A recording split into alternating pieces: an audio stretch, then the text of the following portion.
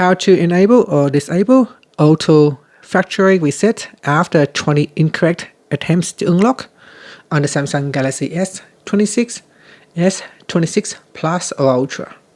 First, tap on the home button to return back to the home screen. Then, swipe down at the top and tap on the settings icon. From here, we then scroll down and tap on lock screen and AOD. Next, tap on secure lock settings.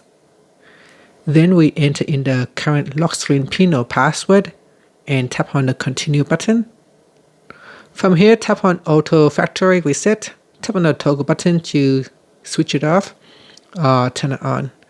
If you turn this on and if you or someone else try to put in your incorrect password 20 times, if they enter in more than 20 times, then the phone will go ahead and automatically reset the device and erase all the data.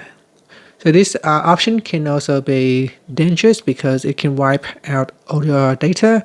If you are using this feature, make sure you have the auto backup turned on so that your data will periodically back up to the cloud. And that's it. I personally would keep this option off. If you want to turn it off, just tap on the toggle button and make sure it is switched off. And that's it. Finally, tap on the home button to return back to the home screen.